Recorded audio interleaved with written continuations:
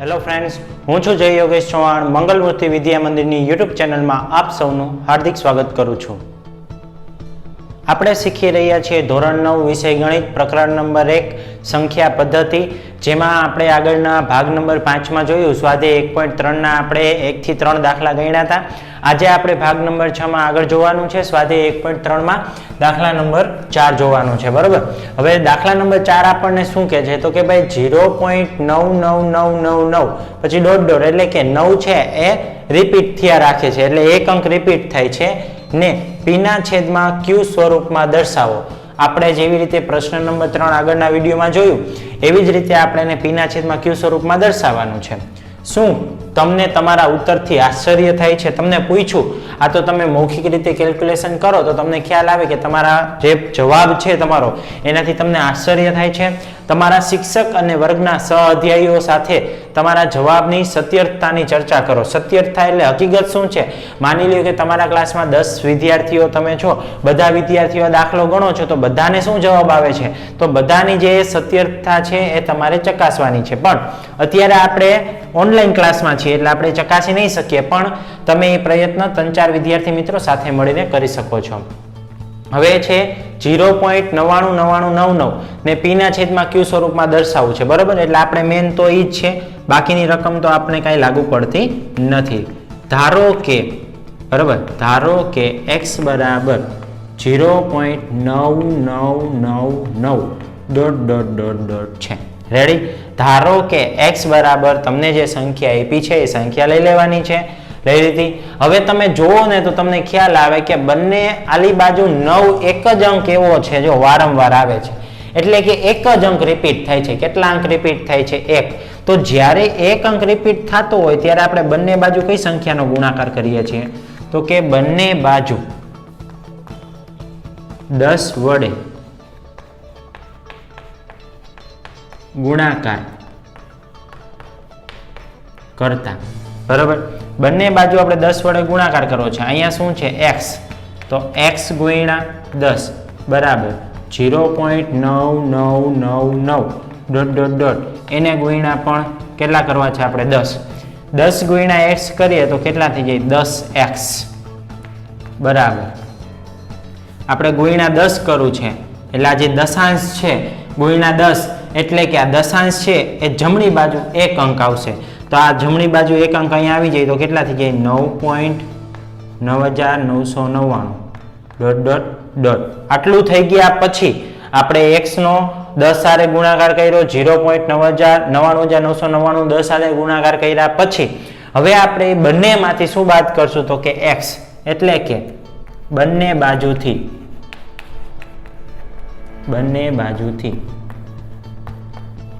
x બાદ કરતા. Ready? અહીંયા કેટલા છે? 10x. 10x માંથી 1x છે તો ખાલી x. 9.9999 dot dot dot minus x. 10x માંથી 1x તમે કાઢી નાખો એટલે 9x વધે. કેટલા x વધે? 9x. અહીંયા 9.9999 dot dot dot minus point પછી 1 2 3 4 અંક છે એટલે આપણે જે x બરાબર ધાર્યું તો એમાં પણ 4 અંક લેવાના, એટલે કે 0.999. તો 0.999 એમાં પણ ડોટ ડોટ ડોટ છે તો ડોટ ડોટ ડોટ કરી નાખીએ આપણે. બરાબર, 9x બરાબર 9999 તો એ તો ઉડી જાય. તો 9 માંથી 0 વધે શું આવે? ખાલી 9. તેથી x બરાબર 9 ભાગ્યા 9, 9 એકા 9. તેથી x બરાબર આપણને આન્સર મળે છે. કેટલો મળે છે? 1. તો આપણને એટલા માટે જ કીધું હતું કે શું તમને તમારા ઉત્તરથી આશ્ચર્ય થાય છે? તો હા, આપણો જે ઉત્તર હતો એનાથી આશ્ચર્ય થયું કે ભાઈ અત્યાર સુધી એકય દાખલા એવા તો આવ્યા નથી કે જેમાં એક જવાબ આવે, જ્યારે આમાં તો આપણને શું જવાબ મળ્યો છે તો કે એક જવાબ મળ્યો છે.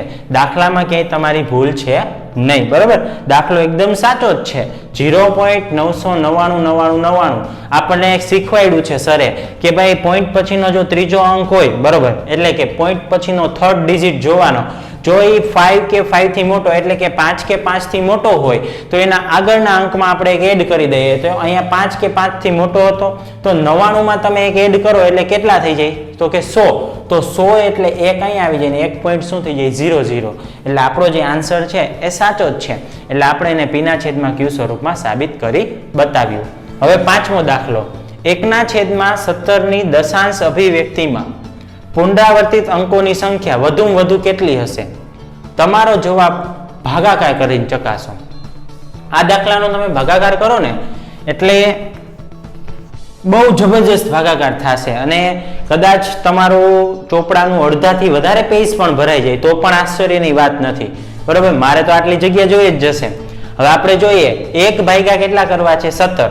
તો બ્રેકેટમાં આવશે 1, અહીંયા આવશે 17. હવે 1 છે 17 કરતા બહુ જ નાના છે એટલે ભાગ ચાલતો નથી. ભાગ ન ચાલે તો આપણે શું કરવું પડે? તો કે આપણે 0 મૂકીને પોઈન્ટ મૂક્યા પછી એક 0 ઉતાર્યો તો પણ ભાગ નથી ચાલતો એટલે 10 છે ને અહીંયા 17 છે. તો હજી એક 0 લેવો હોય એટલે અહીંયા શું કરવું પડે? 0 મૂકવો પડે. અહીંયા આપણે 0 મૂકીને એક 0 ઉતાર્યો એટલે કેટલા થઈ ગયા? તો કે 100. હવે તમારે 17 નો ઘડિયો બોલવાનો છે, 100 થી વધુ જોઈએ નહીં. તો 17 પંચા 85 ને 17 છેક 102 તો 17 6 વધી જાય તો 17 5 થી ભાગ આલે તો 17 પંચા 85. બરોબર, 100 માંથી 85 બાદ કરતા ઘણાને આવડતા હોય, ઘણાને ન આવડતા હોય તો 10 કોલીને કરવાની છૂટ છે. બરોબર, અહીંયા 0 માંથી 5 નો જાય એટલે 10 કો લીધો એટલે અહીંથી ન લઈ શકાય એટલે અહીંથી 10 કો લઈ તો ત્યાં 0 કારણ કે 1 માંથી 1 માઇનસ કરો એટલે 0. અહીંયા 9 ને અહીંયા 10. 10 માંથી 5 જાય તો કેટલા વધ્યા? 5. 9 માંથી 8 જાય તો કેટલા વધ્યા? 1. કેટલા થયા? 15. 17 કરતા 15 નાના છે, ભાગ નો ચાલે એટલે એક 0 ઉતાર્યો એટલે કેટલા થઈ ગયા? 150. હવે પાછા જુઓ 17 ગુણ્યા આપણે કેટલા કરીએ તો 150 થી વધુ ન જોઈએ. 17 નવા આપણે કરીએ તો 153 થાય. બરોબર, તો એ વધી જાય એટલે 17 ગુણ્યા 8 થી ભાગ આલશે. કેટલા? 17 ગુણ્યા 8. જો કદાચ એવું લાગે કે આપણને ઘડિયો નથી આવડતો તો ગુણાકાર કરી લેવાનો કે ભાઈ 8 સત્તા 56 નો છગડો વધી ચડી 5, 8 1 8 ને 5 13 એટલે કે 136. બરોબર, 17 9 તો વધી જતા હતા એટલે આપણે 17 8 થી ભાગ હલાવ્યો. કેટલાથી ભાગ આવેલો આપણે? 17 8 થી. 0 માંથી 6 નો જાય એટલે 10 કો લીધો એટલે અહીંયા 10, અહીંયા 4. 10 માંથી 6 જાય તો 4, 4 માંથી 3 જાય તો 1. કેટલા વધ્યા? 14 વધ્યા. બરોબર, હવે 14 અહીંયા વધ્યા છે, ઉપરથી ઉતારશું 0 કારણ કે ભાગ નો ચાલે એટલે 140 થઈ ગયા.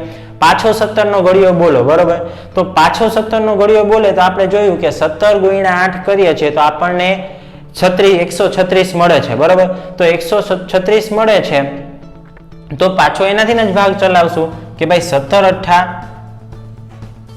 136. તો 140 માંથી 136 બાદ કરીએ તો કેટલા વધ્યા? તો કે 4 વધ્યા. કેટલા વધ્યા? 4. હવે પાછું આપણે શું કરશું? ઉપરથી ઉતારશું 0 એટલે કેટલા થઈ ગયા? 40. 17 નો ઘડિયો બોલવાનો તો કે 17 દુ 34. 40 માંથી 34 જાય તો કેટલા વધે? તો કે 6. પાછો ઉપરથી ઉતાર્યો 0. જ્યાં સુધી 1 નો વધે ને ત્યાં સુધી કરવાનું છે. કેટલા આવ્યા? 60. તો 17 ચોક તો 68 થઈ જાય તો 17 તેરી 51. 60 માંથી 51 જાય તો આપણને ખબર જ છે કેટલા વધે? તો કે 9. વળી ઉપરથી ઉતાર્યો 0 એટલે કેટલા થયા? 90. 17 પંચા 85. 90 માંથી 85 જાય. બરોબર, તો કેટલા વધે? 5 વધે. બરોબર, 5 વધ્યા. રેડી, પાછો આપણે શું મૂકશું? શૂન્ય, કેમ કે 5 થી ભાગ નો હાલે. 17 કરતા 5 બહુ નાના કહેવાય એટલે 50. 17 દુ 34. 17 તેરી 51. 17 તેરી તો વધી જાય તો 17 દુ 34. 50 માંથી આપણે કેટલા બાદ કરવા છે? 34. 50 માંથી 34 છે તો કેટલા વધે? 16 વધ્યા. બરોબર, 50 માંથી 34 ગયા તો 16 વધે છે. પાછો ઉપરથી ઉતાર્યો 0 એટલે કેટલા થઈ ગયા? 160. હવે 160 એટલે 17 નો 10 તો 170 તો 17 9 થી 17 9 153. 160 માંથી 153 જાય તો કેટલા વધે? 3. ઉપરથી ઉતાર્યો 0 એટલે કેટલા થયા? 30. પાછું શું આવશે? તો કે 17 એકા 17. બરોબર, 17 દુ તો વધી જાય એટલે 17 એકા 17. તો 30 માંથી 17 જાય તો કેટલા વધે? 13. પાછો ઉપરથી ઉતાર્યો 0 એટલે 130. હવે 17 8 136 થતા હતા એટલે નો હાલે એટલે 17 સત્તા ભાગ હાલશે તો 17 સત્તા 119, 7 સતી 49 નો 9 વધી ચડી 4 એટલે 7 એકા 7 ને 4 11 એટલે 119 જ થાય, બરોબર. હવે 130 માંથી 119 બાદ કરો તો કેટલા વધ્યા? 11 વધ્યા. પાછો ઉપરથી ઉતાર્યો 0 એટલે કેટલા થયા? 110. ફરીથી 17 નો ઘડિયો બોલો છે, આપણને ખ્યાલ છે કે 17 છીક 102 થાય, તો 17 છીક 102, 110 માંથી 102 જાય કેટલા વધ્યા? 8. ઉપરથી ઉતાર્યા 0 એટલે 80. 17 પંચા તો 85 થાય, તો 17 ચોક 68. હવે 80 માંથી આપણે 68 બાદ કરીએ તો કેટલા વધે? 12. કેટલા વધ્યા? 12. જે વધ્યા એને અહીંયા ઉપર લખશું કારણ કે ત્યાં જગ્યા નથી આપણી પાસે, એટલે 12. ઉપરથી ઉતાર્યો 0 એટલે કેટલા થઈ ગયા? 120. હવે 17 સત્તા 119, 120 માંથી 119 જાય તો કેટલા વધે? 1. જુઓ કેટલી બધી વખત આપણે કેટલા બધા સ્ટેપ કર્યા પછી છેલ્લે શેષ પાછી આપણને શું મળી? 1. એટલે કે ભાગાકાર કરતા આપણને માલુમ પડે છે કે પોઈન્ટ પછી આપણને શું કીધું હતું? દશાંશ અભિવ્યક્તિમાં પુનરાવર્તિત અંકોની સંખ્યા વધુમાં વધુ કેટલી હશે? તો કેટલી હોય? ગણો જોઈ. 1 2 3 4 5 6 7 8 9 10 11 12 13 ને 14. દશાંશ અભિવ્યક્તિમાં આપણે જે દશાંશ અભિવ્યક્તિ છે એમાં પુનરાવર્તિત અંકોની સંખ્યા વધુમાં વધુ કેટલી હશે? તો કે વધુમાં વધુ કેટલી છે? 14 છે. કેટલી છે?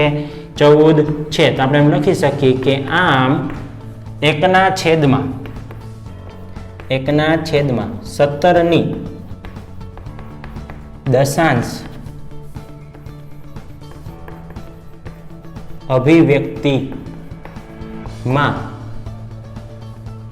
અભિવ્યક્તિમાં પુનરાવર્તિત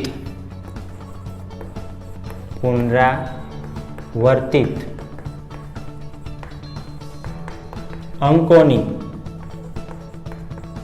સંખ્યા વધુમાં વધુ 14 છે. કેટલી છે? 14.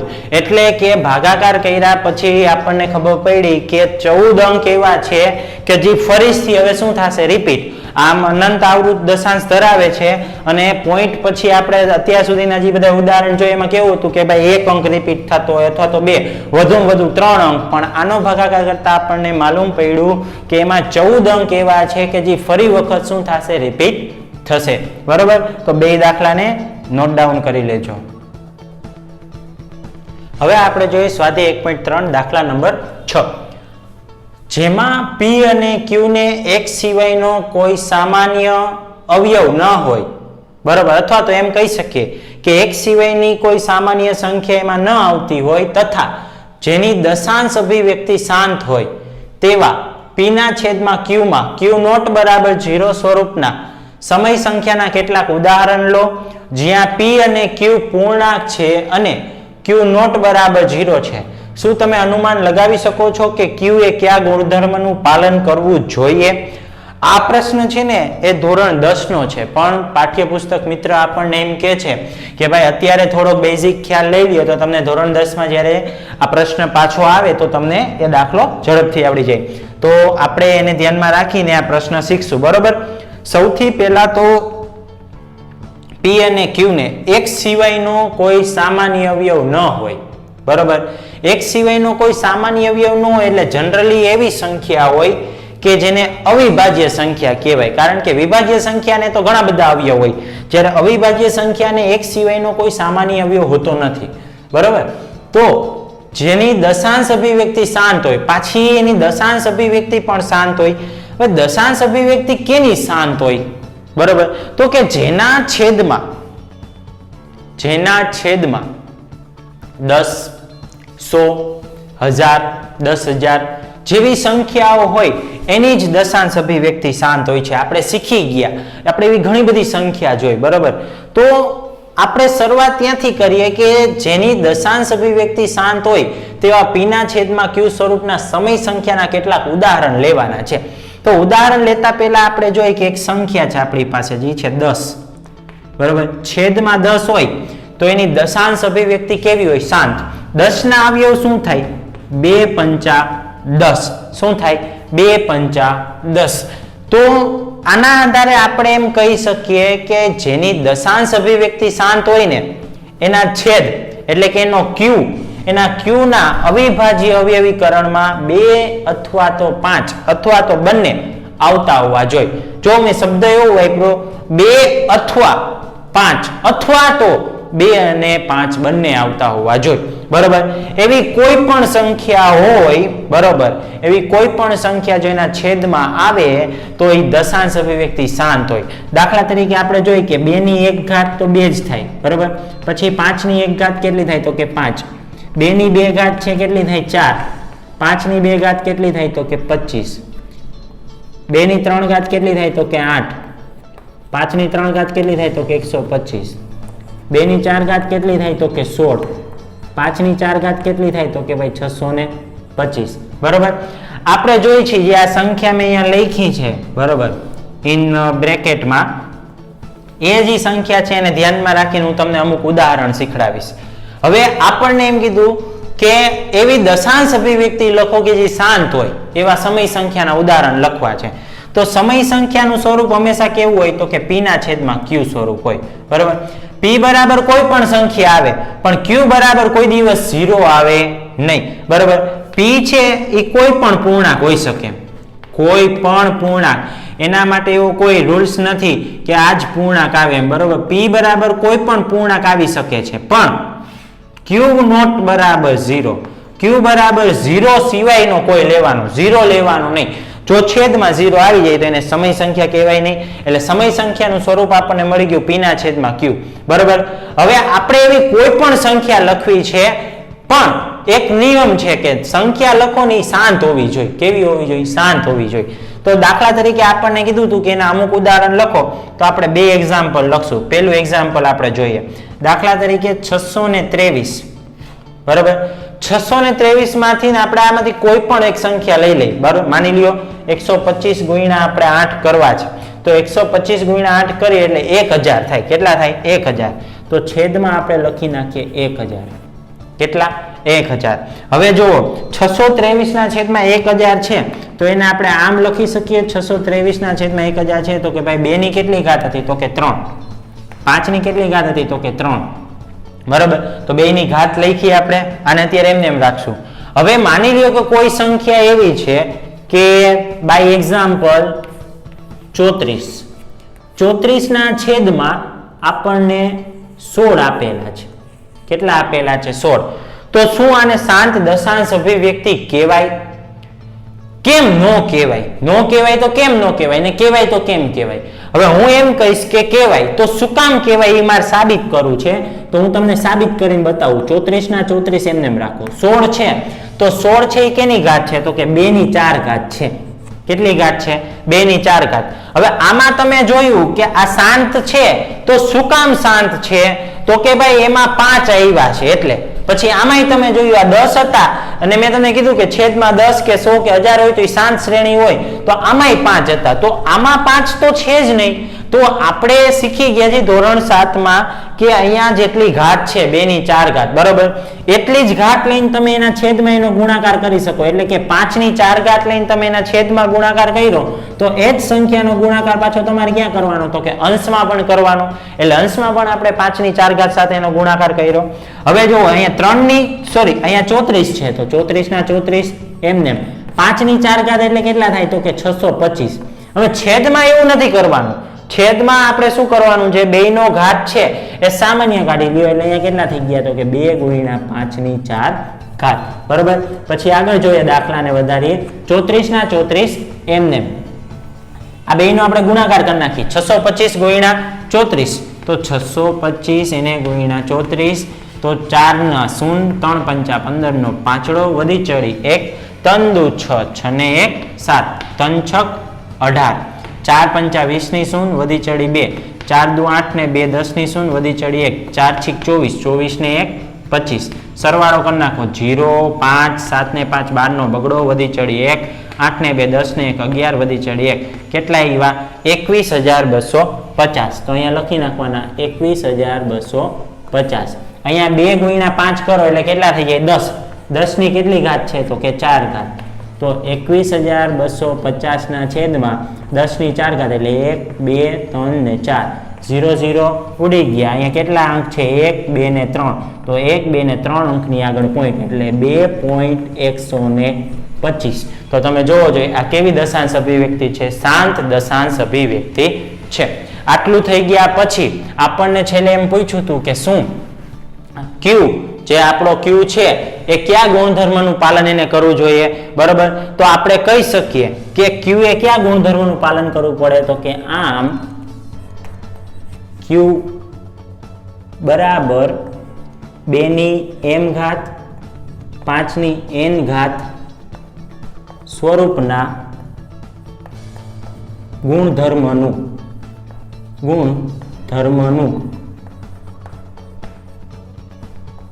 પાલન કરવું જોઈએ. જો એના છેદના તમે અવિભાજ્ય અવયવ પાડો અને ઈ અવિભાજ્ય અવયવમાં તમને 2 ની m ઘાત અને જો 5 ની n ઘાત સ્વરૂપ મળે તો તમારે સમજી જવાનું કે આ જે છે એ કેવી અભિવ્યક્તિ છે? તો કે શાંત દશાંશ અભિવ્યક્તિ છે. હવે આપણે જોઈએ દાખલા નંબર 7. જેની દશાંશ અભિવ્યક્તિ અનંત આવૃત હોય તેવી 3 સંખ્યા લખો. તો આપણે ક્રમ આપી દઈ, પહેલી સંખ્યા, બીજી સંખ્યા, ત્રીજી સંખ્યા. બરોબર, દશાંશ આવૃત્તિ હોય એવી કોઈ પણ 3 પણ કેવી? તો કે અનંત હોવી જોઈએ, શાંત હોવી જોઈએ નહીં. તો એકદમ ઈઝી છે.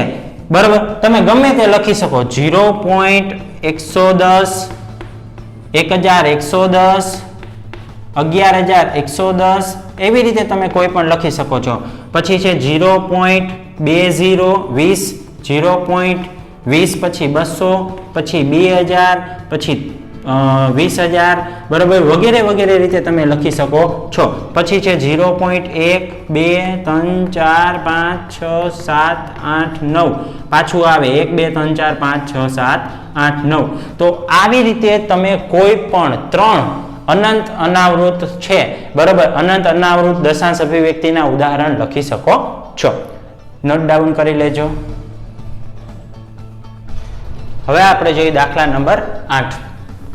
સમય સંખ્યાઓ 5/7 અને 9/11 ની વચ્ચે આવેલી 3 ભિન્ન અસમય સંખ્યા શોધો.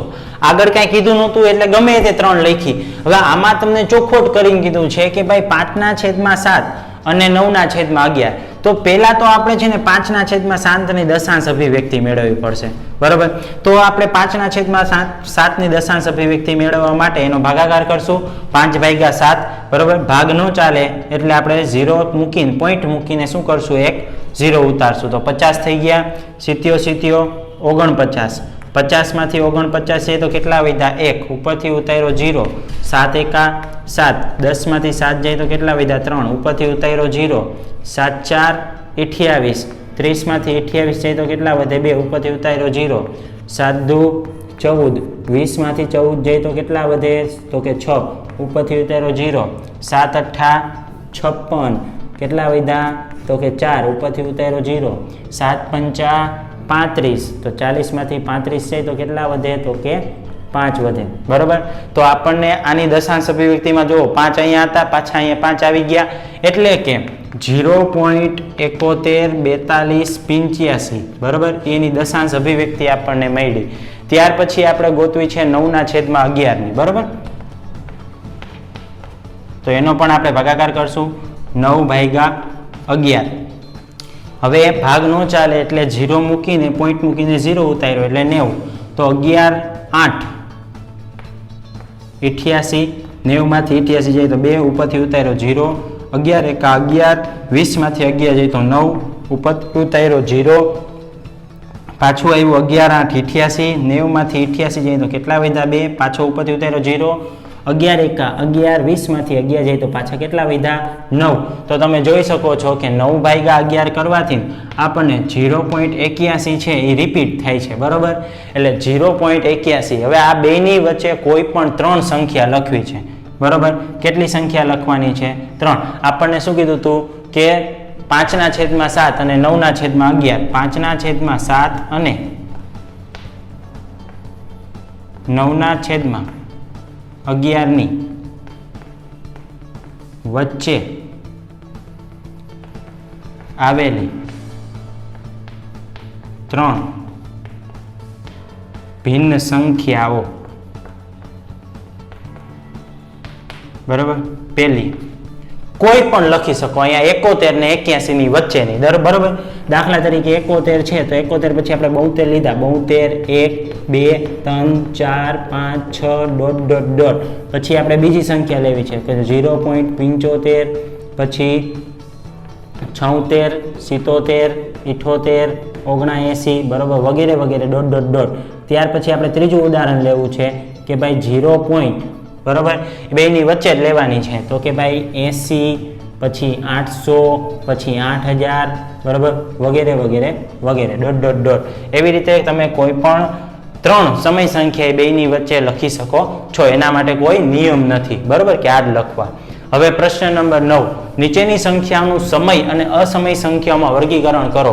સ્વાધ્યાય 1.3 અને એના ઉદાહરણ આપણે વ્યવસ્થિત સમજાવો એટલે આપણને આ પ્રશ્ન એકદમ ઈઝી લાગે અને આ પરીક્ષામાં પૂછાતો જ હોય છે 1 માર્કમાં કે અડધા માર્કમાં, બરાબર. તો એકદમ રોકડિયા માર્ક છે. જોઈએ આપણે વર્ગીકરણ કરવાનું છે એટલે આપણે એની સામે એનો આન્સર પણ લખી શકીએ અથવા તો તફાવતની જેમ તમે અલગ અલગ બે કોષ્ટક કરી નાખો કે ભાઈ સમય સંખ્યા અને અસમય સંખ્યા તો પણ ચાલે, બરાબર.